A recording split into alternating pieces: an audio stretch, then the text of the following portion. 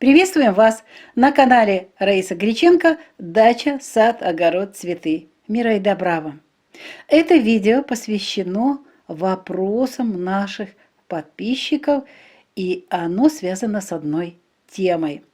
Мы выбрали только несколько выдержек. Вот они. Разве имеет значение температура почвы для внесения удобрений для посаженной рассады? Или же вот такой кусочек. Почему после посадки рассады помидоров в открытый грунт я их поливаю различными удобрениями, разными растворами, а они не растут? Или вот такой вопрос. Кормлю посаженные растения зелеными сброженными удобрениями и минеральными, а рассада не только не растет, но и начала желтеть. Вот это только несколько выдержек из многочисленных вопросов, которые касаются одной из важных тем. Это тема доступности элементов питания для корней рассадных растений. На усвоение элементов питания влияют разные факторы. Давайте назовем их. Это фаза развития растения, физиологическое состояние растения, влажность, кислотность почвы. Вот это очень тоже важное, температура грунта, а также антагонизм и синергизм элементов питания. С огородниками, которые задавали вопросы, с которых мы начали это видео, мы в конечном результате разобрались и обнаружили фактор, который создавал проблемы для их высаженной рассады в открытый грунт. И этим фактором оказался, на первый взгляд, банальный фактор. Только после того, когда огородники смерили температуру почвы в районе нахождения корневой системы вот этих рассадных растений, стало понятно, что при температуре ниже плюс 7 корневая система не растет и не может использовать удобрения. Вот мы сейчас и поговорим о температуре почвы, ведь это один из важных факторов, который напрямую влияет на усвоение элементов питания корневой системой растений, и причем это очень важный фактор для весны и начала лета, в последние годы, когда мы высаживаем рассаду.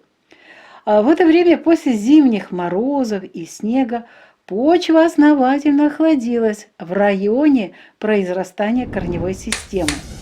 В последние годы времена года сместились на 1,5 месяца.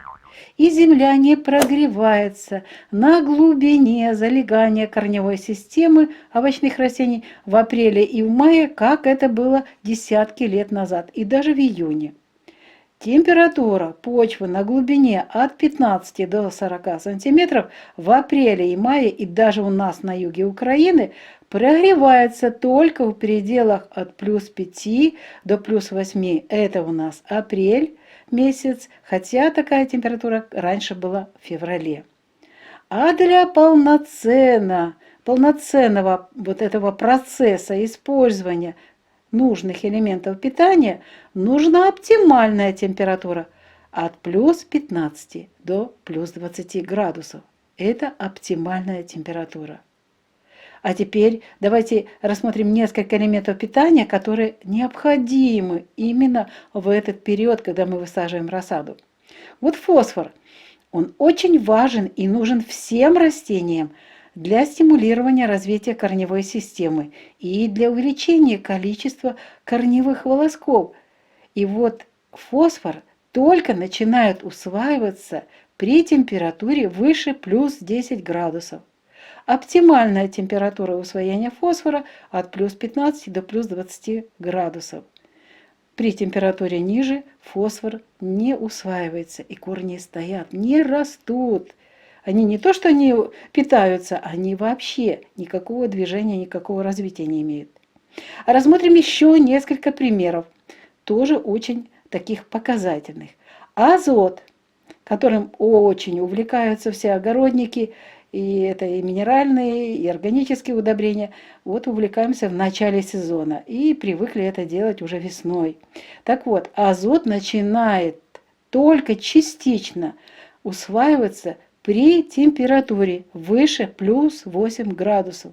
Поэтому в апреле азот не играет никакой роли. Он просто остается или куда-то уходит в почвенные воды, он не работает для растений. Хотя, вот, например, такие элементы питания, как макроэлемент калий и мазоэлементы, как кальций и сера, начинают усваиваться при более низких температурах, при температуре почвы выше плюс 5 градусов. Но все эти названные элементы питания нужны растениям в совсем другой период вегетации, когда грунт основательно прогревается, и это вторая половина июня, июль и август.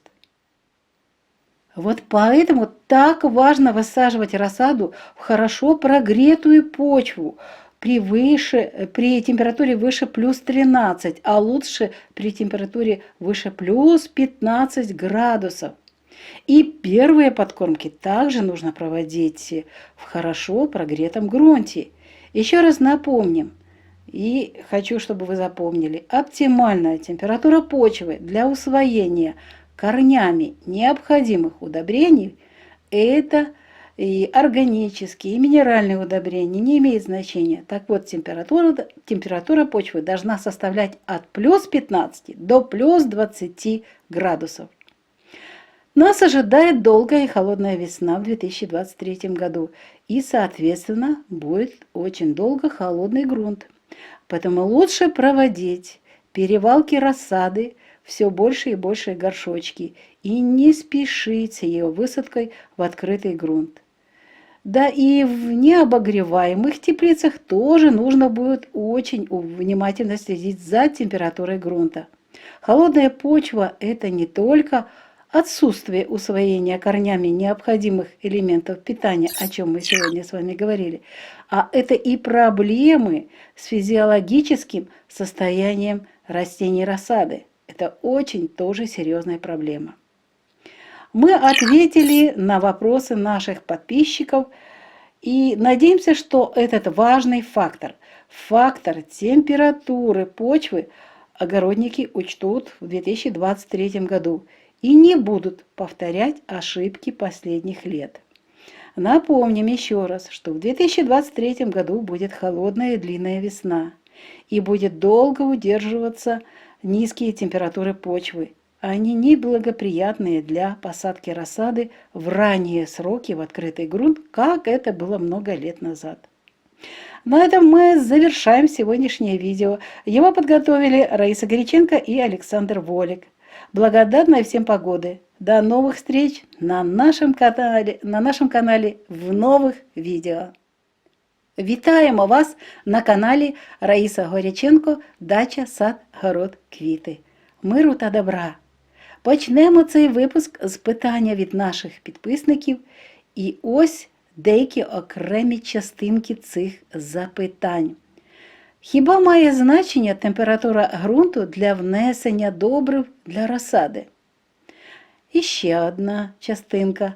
Питання, чому після посадки в ґрунт розсади помідорів я їх поливаю різними добривами, а вони не ростуть? Або ж таке було в нас питання. Кормлю їх зеленою органікою і мінеральними добривами. Але посаджена розсада у відкритий ґрунт не тільки стоїть на місці, а ще й почала жовтіти. Ось такі деякі частинки одного дуже важливого питання. Це питання доступності елементів живлення до коріння рослин розсади. На засвоєння елементів живлення рослин впливають різні фактори. І назвемо давайте ці фактори, щоб зрозуміти відповідь на ці питання. І так, називаємо ці фактори. Це фаза розвитку рослини, фізіологічний стан рослини, вологість ґрунту, кислотність ґрунту, температура ґрунту, антагонізм та синергізм елементів живлення. З городниками, які задавали питання, з яких ми починали це відео, ми розібралися і вияснили, що фактор, який заважав їх розсаді використовувати добрива, цей фактор називається температура ґрунту. Після того, як городники зміряли температуру ґрунту, а вона була нижчою плюс 7 градусів, ми знайшли пояснення проблеми і відповідь на ці питання. І ось в чому вона полягає.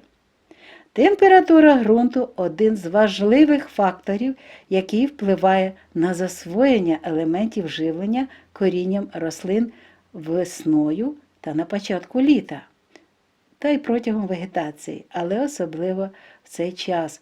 В час після зимових морозів та снігів ґрунт охолодився в області знаходження коренів розсади. В останні роки, коли йде зміщення пори року на 1,5 місяця, земля не прогрівається, як це було десятки років тому в квітні, в травні, а інколи і в червні. Температура шару землі на глибині від 15 до 40 см в ці місяці навіть у нас, на півдні України, має показник від плюс 5 до плюс 8 в квітні місяці. А для поглинання всіх елементів живлення оптимальна температура повинна бути від 15 з плюсом до плюс 20 градусів. Давайте розберемося, який елемент живлення необхідний в першу чергу, коли ми висаджуємо розсаду. Це фосфор, який необхідний для стимулювання розвитку кореневої системи та збільшення кількості кореневих волосків, з допомогою яких потім буде проходити живлення для всієї рослини. Так от, фосфор починає засвоюватись тільки при температурі ґрунту вище плюс 10 градусів, а краще 15-20. Далі розглянемо ще один важливий елемент, яким користуються саме весною на початку літа всі городники. Це азот. Азот починає засвоюватися корінням розсади тільки при температурі ґрунту вище плюс 8 градусів, а краще, коли це більше 10-13 градусів. Хоча такі елементи живлення, як макроелемент калій та мезоелементи, як кальцій та сірка, засвоюються при температурі ґрунту вище плюс 5 градусів, але всі ці елементи живлення в основному рослинам необхідні вже в той час, коли ґрунт добре прогрівається, у другій половині червня, в липні та в серпні. Ось чому так важливо і висаджувати розсаду в прогрітий ґрунт вище плюс 13 градусів, а краще, коли температура ґрунту прогріється вище плюс 15 градусів. І краще перші підживлення рослин проводити теж в прогрітий ґрунт. Ще раз нагадаємо, що оптимальна температура ґрунту для поглинання всіх необхідних рослинних елементів живлення складає від плюс 15 до плюс 20 градусів. Навіть якщо з осені ґрунт заправлений необхідними органічними та мінеральними добривами, коріння рослин не може використовувати ці елементи живлення, поки ґрунт не прогріється до необхідних оптимальних від плюс 15 до плюс 20 градусів. Нас чекає довга та холодна весна та холодний ґрунт. Тому розсаду краще перевалювати в трохи більші горшки і не спішити висаджувати, особливо у відкритий ґрунт. Та й в теплицях, де немає обігріву, теж треба слідкувати за температурою ґрунту. Холодний ґрунт – це не тільки проблеми з засвоєнням коріннями рослин елементів живлення, але й проблеми з фізіологічним станом розсади. Ну що ж, ми відповіли на запитання наших підписників. Маємо надію, що цю помилку зможуть виправити городники вже в 2023 році. В наступному році ґрунт в травні та червні буде довго холодним, несприятливим для посадки розсади в ранні сроки у відкритий ґрунт. Час цього відео добігає кінця, ми відповіли на ваше запитання. А відео підготували Раїса Горяченко та Олександр Волік. гарної вам погоди. Почуємося та побачимося в наступному випуску на нашому каналі. Бувайте всі здорові!